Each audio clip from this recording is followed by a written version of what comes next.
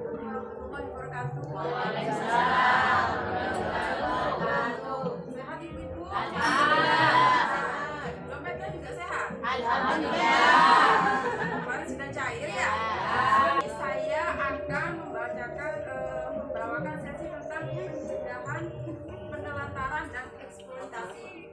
Jadi tujuan dari pembelajaran hari ini adalah biar ibu-ibu itu ngerti penelantaran anak itu seperti apa sih. Kadang kan kita nggak sadar Bu ya, apakah yang kita lakukan ini termasuk penelantaran atau bukan gitu ya. Jadi sebelum kita mulai ke sesi ini, saya akan membacakan cerita. Jadi nanti kita bahas bersama-sama, cerita ini bagus apa enggak, perlu dicontoh apa enggak, ibu-ibu ya. Jadi di Jawa Tengah, tepatnya di Banyumas Bu ya, ada bocah atau anak umur 12 tahun, namanya Tasrifin ya. Dia hidup sendiri Bu, punya adik 3, umur 9 tahun, 7 tahun, dan 5 tahun ya. Dia Tasrifin ini kerjanya di sawah. Mereka itu tinggal di satu petak ukuran 5x7, ada kamar 3x3, itu ditempati berempat. Ada yang nanya nggak bapaknya kemana? Ya kan ya, bapaknya itu pergi ke Kalimantan, perantau ya. Ibunya meninggal ya, jadi otomatis Tasrifin ini menggantikan sosok ayah dan ibunya ya. Jadi Tasrifin itu sebelum pergi ke sawah, dia harus memasak ya untuk adik-adiknya. Kemudian dia juga harus mencuci pakaian, membersihkan rumah. Kemudian dia juga harus mengajari adik-adiknya belajar dan ngaji. Itu adalah gambaran dari Tasrifin, bocah 12 tahun yang harus menghidupi ketiga anaknya. Nah sekarang saya tanya adik-adik. Oh iya, ketiga adiknya ya. Oke, sorry Bu, salah ya. Oke, sekarang saya tanya, apa tadi pekerjaannya Tasrifin? Di sawah di ladang. Nah ya, oke. Tanggung jawabnya Tasrifin tadi apa saja? Ya, mencuci ya, masih makan juga ya, nyapu juga ya. Itu sebenarnya layak nggak dilakukan oleh Tasrifin? Nah, seharusnya seperti apa? Pendidikan, mencari Jadi itu adalah contoh salah satu penelantaran yang dilakukan oleh orang tua. Terutama oleh siapa yang tadi? Oke, jadi penelantaran itu apa sebenarnya Ibu? Apa lagi? Tidak berbagi pada anak ditinggalkan. Betul, tepuk tangan.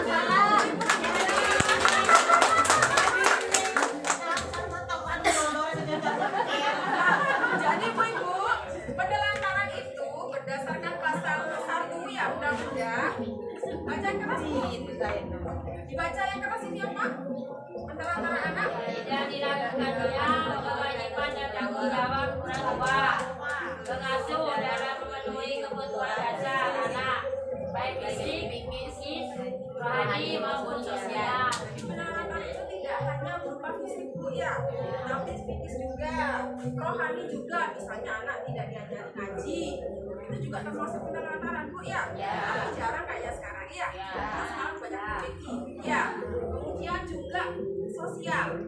Sosial contohnya apa tadi? Sosial.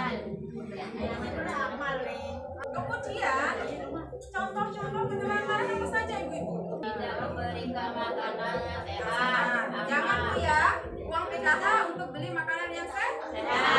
Tidak diberikan tempat tinggal dan pakaian yang layak. Ya, nanti ibu kan sudah punya rumah semua ya. Dan tidak pernah diberi waktu dan kesempatan bermain, mendengarkan pendapat anak. Ini juga termasuk penelantaran. Ya, paham nggak ini Bu? Jadi kan kadang orang tua itu memaksakan anaknya harus les jam sekian, padahal anaknya pengen saya maunya jam segini saja, gitu ya. Itu juga termasuk penelantaran Bu ya. Jadi tidak belajar untuk menghargai orang lain. Ditinggal sendiri. Nah ini tinggal sendiri Bu. Kalau ibunya kerja, tinggal sendiri. Siapa? neneknya. Iya, biasanya kalau suami istri kerja dari pagi sampai sore ya anaknya kan sendirian di rumah. Syukur-syukur kalau ada orang tua ya. Iya, ada ikan. Di mana anak? Orang mau ini. Didiamkan dalam kurun waktu tertentu.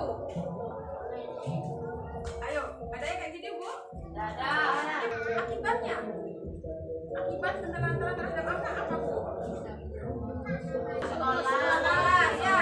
Karena ibunya sibuk, ibunya sibuk, akhirnya anaknya sekolah nggak tahu. Ya. Kemudian, Kurang gizi. ya karena uangnya kan nggak buat beli makan gizi. Ya, lanjut.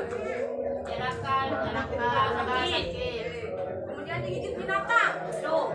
Kan kalau misalnya anaknya nggak kandang sama ibunya, ya, main tidak dipantau, rumahnya nggak bersih, kan ada kalau apa, ada kemungkinan ada hewan di sana ya. Apalagi rumahnya yang dekat sawah, ya. Kemudian sekarang pencegahannya, yang pertama memenuhi kebutuhan dasar anak, sudah pasti Bu ya, kan sudah pasti dikasih sandang, pangan, papan, ya, itu wajib ya. Kemudian meluangkan waktu untuk bermain bersama dengan anak.